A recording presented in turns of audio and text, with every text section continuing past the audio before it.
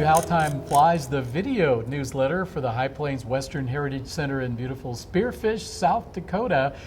And we are coming to you during this first month of 2022. Hello, Carla. How are you? I'm great, Brian. How are you? Happy New Year. Happy New Year to you, and Happy New Year to everyone Yes. that is tuning in today. I'm Brian Leslie, and this is Carla Scovell, of course, the Executive Director here at the High Plains, and we do want to wish all of you a Happy New Year and a prosperous 2022.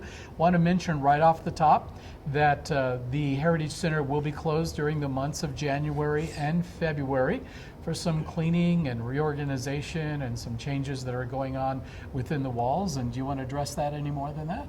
No, just say when they come back, they'll be seeing the theater upgrade. That'll be one very noticeable change, I guess you could say, in spring when we reopen. We'll also be doing some planning, preparing, for the coming year, dates, lots of cowboy supper shows to schedule, etc. Also, of course, we want to thank the city of Spearfish for doing some in-kind plowing for us, but that is one of the main reasons that we have chosen to close again this year, is to save a little money on plowing. We don't get a lot of guests during that time frame, and so we're just trying to continue to be frugal. So maybe this will be the last year we close those 2 months, but if you would like to schedule a tour, if you have a family group in town, you're welcome to do so. Just give the center an advance notice. Just give us a call. Yes. Yeah. If we don't answer, leave a message, because we'll be checking them regularly. But we'd be happy to schedule a time for you and your family and visitors from out of town. And then just as a reminder, then we'll be opening again on the 1st of March, right about the March 1st? Yes. Yeah, and that'll be continuing with our winter hours until May, and then it'll be going back to our summer hours. So thought I'd just let everybody know that. Is that about right? It is, and I have to give a shout out to Tim Peterson of Flat Earth Signs. He's the one who changes our sign. So every year as we change our hours and kind of modify and work with what we have to work with, what's going on in the world, I guess you could say, Tim changes those hour signs and he never complains. Never complains. Never complains. Keeping track of it's a little difficult at times, even for me. I have to. Well, let's review a little bit about Christmas at the High Plains. It was a busy month of December, and we have some folks to thank right off the top for their support in helping things happen here. Yes, we had some great shows. Of course, we kicked it off with Orion and Stacy Potter and their friends. We had Janine Larson and Gary Renner in here on the stage, as well as, of course, Paul Larson and company for some 3 great concerts that were well attended. And we want to thank everyone who came out and took advantage of those opportunities. It really brought a lot of Christmas spirit and Christmas joy, not just to the guests, but to us here as well.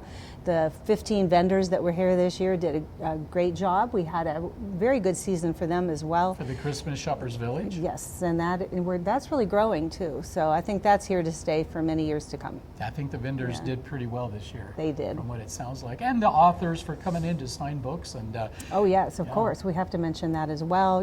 Dr. David Wolf was here weekly, as well as Doug Hoff. Paul Higbee made an appearance. Bill Bosch, Rosemary Seymour came in. Bill Bosch, So it was a really good month for all of that. And also we want to thank some donations and some grants that came in during the month of December. Yes, absolutely. So the South Dakota Humanities Council approved a grant to us for just a little over $17,000. It was part of the recovery package that was given to the state, and we are so grateful to be chosen. Much needed help toward our operating expenses. South Dakota Community Foundation, same thing. They had some additional grant money to allocate to various nonprofits, and we were on the receiving end of $10,000 from them as well. So we are so grateful. And of course, the sponsors of our events.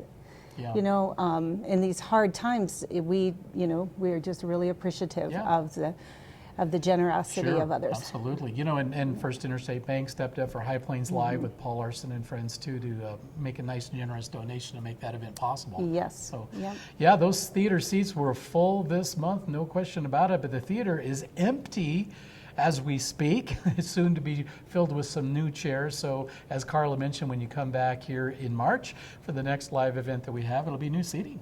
Yes. All right. Looking forward to it. All right. And that's, of course, an anonymous donor. It's always hard when you can't just shout out something that you're so appreciative of, but it's an incredible gift to us, and that'll be also enjoyed by many for years to come. So, Carla, as we look ahead to 2022, just wanted to give folks a brief idea of some of the fundraising goals that have been set forth. Yes, of course, some of you may have received our annual letter.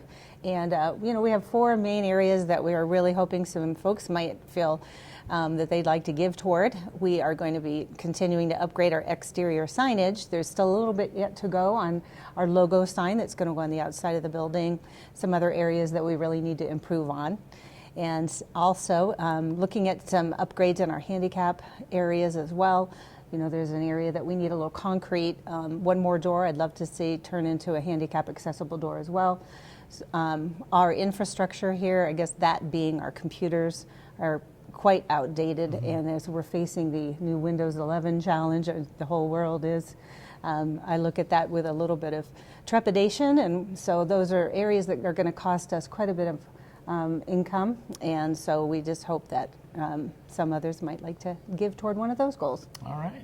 So we're looking forward to 2022. We're looking forward to having you be a part of our 2022. Carla, anything else that you want to add? No, just keep in mind the memberships. The membership drive, of course, we start right now. And the membership, if you choose to join, it's an annual membership, and that'll give you 30% off everything year round in our gift shop and bookstore. And also, a little bit off your cowboy supper shows in the summer, as well as a free lunch in the spring for our annual meeting. And you get to have your say in our choice of board members. We do the election of the board officers at that time, and board members. So keep that in mind as well. As this area grows, we hope to expand our membership base, dramatically. All right. And again, once again, a reminder that the center will be closed to the public in January and February, but if you would like to schedule a tour, give us a call, schedule that tour. We'll be open our regular winter hours once again on March 1st, with our summer hours resuming as usual at the end of May, or in the 1st of May, I guess it is. It is, yes. Yep, all right. Well, Carla, thank you. Yeah, and thank you, Happy Brian. New Year. Happy New Year. And again, Happy New Year to you. Thank you for joining us, and we will see you in a couple of months for How Time Flies.